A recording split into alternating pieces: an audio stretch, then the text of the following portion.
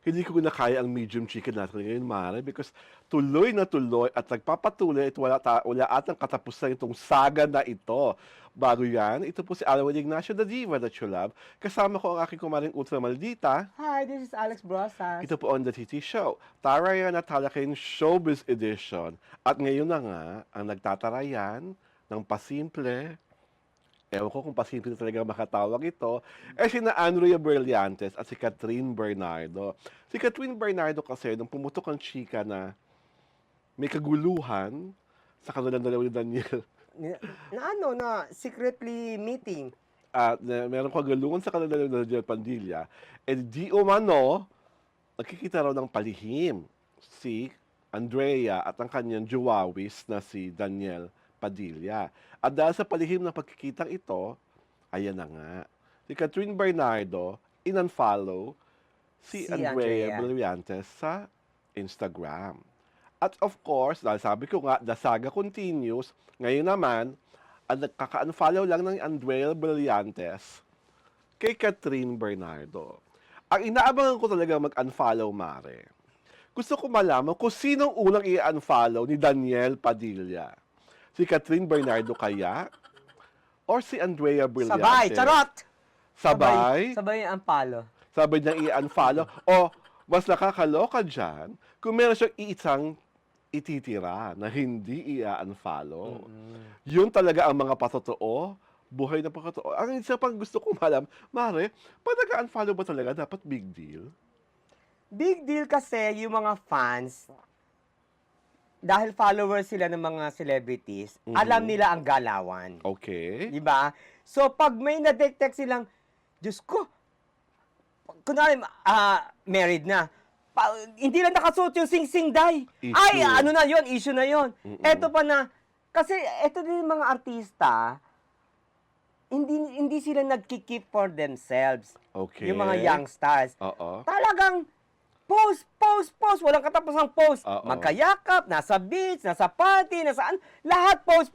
Eh, pag nawala na yon, ano sa isipin ng mga fans? Oo. Di ba? Alam mo naman yun, connect the dots lang ang gagawin ng fans. Yes. Ay, wala na. Ay, At saka hindi kasi na. nga parang prior to this unfollow one, may mga pictures pa silang magkakasama, di ba? Yung tatlo. Si DJ, si Andrea, Oo. si... Eh, kasi nga, siguro nagkaroon na talaga ng lamat. Di ba? May kung anong masalimuot na pangyayari Oo, na sila pa lang ang nakakaalam. We are not privy Oo. to, di ba? Ang nakakaloka kasi parang lahat ng mga tao may kanya-kanyang haka-haka. Oo. May kanya-kanyang opinion. At talagang nakikita mo talaga kung sino yung magkakakampi. Eh, kasi naman, At makikita mo talaga kung sino yung dinudurog. kasi naman, very telling naman yung mga movements Ay! recently. Di ba? Sa truth! Di ba? Inunfollow, di ba? Parang, you don't do that eh. Kasi you are, dignifying the issue. Yes. Di ba? Ganun lang naman yun eh. And it adds more suspicion. Oo. It's 1 plus 1. Di ba? Equals? Di ba? Ganun lang yun. Oo. You create a scenario for people to speculate. Yes. Di ba?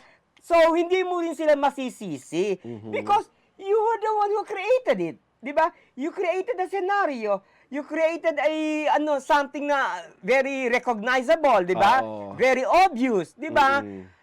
Ang ko naman, parang yun yung subtle kasi ayaw mo magsalita eh. Oo. So, subtle move mo yon. Subtle diba? move, saying na yes, it's not really rosy right now. Yes, we're on a... We're on the rocks. On the rocks. We're in a rough patch, Oo, di ba? we're on a rough patch. Kasi nga, they're not brave to face the issue head on. Okay. Wala silang ganun eh. Meron bang head on? Meron bang head on? Di ba wala naman? Always may mga patagilid, may mga di ba? Well, I think kung totoo yung nabasa ko at sa binigay sa akin ating saliksik team, kaya ata hindi makaamin-amin yung magkasintahan. Kasi may mga contractual obligations sila sa mga produkto. They have to remain that they have to remain as magjowa. Magjowa. Magkasintahan. Okay. So, kung bigla ka lang maghihiwalay at Yes. aamin na sila maghihiwalay, ay hindi lang nakaamba ang demandahan, mandedemanda sila. Oo. According to our saliksik team. Kasi may mga ganun May mga talaga clauses na ganun, Oo, may di ba? mga clauses na ganun. Meron mga clauses na hindi ka pwedeng mabuntis. Oo. May mga clauses na hindi ka pwedeng magpakasal. Oo. Habang ongoing yung Oo. kontrata, usually ang kontrata, 1 year, 2 years. 1 year, hindi, may 1 year and 2 months para mga ganon. Oo. Oh.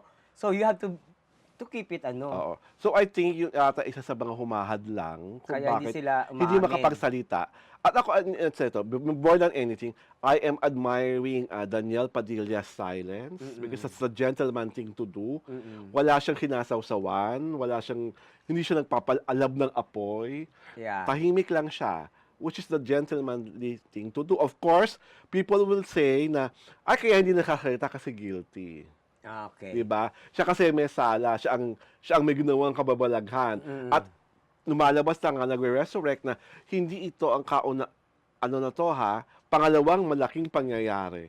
Oo, Nung nagkagulo ang Katniel, na meron na nung araw na Oo ganyan. nga, parang nung araw they were on the verge of separating, kaya lang na gamot. Na Diba? gamot. Oo, na ano siya. Nahilot.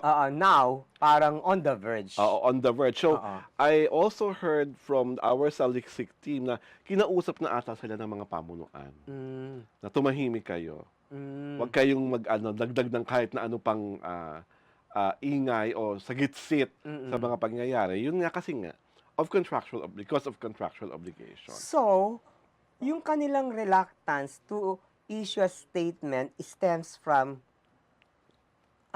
parang career move. Career move. Di ba? Yes. Hindi ka pwede otherwise. Oo. Di ba? Kasi parang the career is dangling. Mm-mm. Nakaganon yung career Oo. eh. Sige, subukan magsalita. Pa-fly siya, di ba? True. Off the air, talagang pak! Goodbye sa mga pungjay siya. Oo. Yun ang problema. Oo. Yun ang problema sa mga celebrities. Lalo na kung ganyan kasikat. Oo. At lalo na nga, kasi parang for the longest time, ang tingin sa Katniel ay isang subok na matibay at subok na makatag na relasyon Oo, na parang walang makakabuwag. Di ba? Oo. 12 years is 12 years, sis. Di ba parang, Kung tutuusin, kung nabuntis si Catherine nung 12 years ago, may teenager na sila halos. oo. Tawag dito, parang kasing parang that's the payment na they have to do. Yes. Kasi, sabi mo nga, contractual obligations, di ba? Yes. Kaya, you keep your mouth shut, Oo. di ba? You keep your eyes closed, di ba? Mm-mm. Parang you keep everything, di ba? Quiet. Oo. Siguro ang pinakamaganda na lang gawin is that for them na siguro just make their social media accounts private muna hanggang hindi na-iron out ang kink, di ba? Hindi kasi Kasi hindi pa pwedeng mong kasi doon nga sila nagpa-promote ng mga products. Ano ka ba? Sa social media. At kasama yun sa equation. Pag Well, kinontrata ka, ipopromote mo yun sa social Ay, totoo media mo. naman. Ano ka Meron ba? ganon. Hindi pa pwedeng, lalo ka na demanda. At saan yung asa ka lalong mag-aapoy ang damdamin ng lahat. Ay, hindi pwede. the private kasi nga. Di ba? Hindi pa Diba? pwede yung social. Kasi part of the contracts ngayon, lahat ng social media accounts mo, ipopromote yung product na ini-endorse mo, ganun yan. Kaya minsan nakakasok ka na sa Instagram eh. Ay, Full parang product. wow, parang wala nang di ba? Parang panay product, ang unang guilty niyan, na-burn ako dahil wala akong makuha storya sa Instagram. Sila sa Soberano, ayun, buti nga nalausa siya, no? Nakarit siya. Huwag na natin isama si Hope sa kwentong ito dahil wala na siyang kapag-asa. Ganon? Diba? Ang may pag-asa pang isalba ay ang pagmamahala ni Daniel at si Catherine Bernardo na kung talaga sinusubok ngayon, sana ay malagpasan yung dalawa. At sana yung mga tao na nakapaligid sa inyo, bigyan kayo ng espasyo para makapag-maisip kayo ng maayos. Diba? Paano kung na-fell out of love na yung isa? Ay! Di ba? Kumbaga Natuyo na ang damdamin. yung parang wala na, nag-way na lahat, whatever. Wala na akong maramdaman Oo. talaga. Oo. Well, kung gano'n ang sitwasyon, again, sabi nga namin, sa aming hinuwa, kung meron kayong contractual obligations, quiet muna. Oo. Diba? Kasi, sabi nga, diba, na time is the, parang the ultimate truth teller. Sa tamang panahon, malalaman naman natin ang katotohanan. At saka whatever it is, Diyos ko, dami nga niyan, di ba? Look at Jo Marie and Abby, after how many years sila pa rin, nagpakasal. Oo. Diba? May anak na lahat, nagpakasal. True. Oo. Di ba?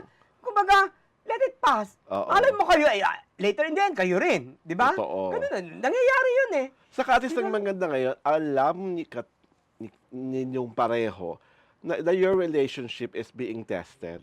Mm-mm. At nasa inyo na yon kung ilalaban nyo to or hindi. Alam mo ang problema nila, ang problema nila inside and outside. Ah, Inside, kung totoo yung chismis na naga. Outside, yung kontrata. yes, Kaya wala kang kawala. Oo. They are in a big quandary. yes. Di ba? Kasi inside and outside ang kalaban eh. At ang mas Diba? malaki pang kalaban nila, Oo. ang mga mahusay magmasid sa social media. Oo, di ba? Diba? Talagang oo. Well, we wish Daniel Padilla, Catherine Bernardo well. At maayos niyo po sana ang dapat maayos. At sa lahat ng mga taong kinakastigo si Andrea Brillantes, hinay-hinay po. Dahil hindi po natin alam ang kabubuan ng kwento. Ito po si Alaw Ignacio in Diva That You Love. Kasama ko ang aking kumaring Ultra Maldita. Hi, this is Alex Brosas. Ito po ang The TT Show, Tarayala Talakayang Showbiz Edition.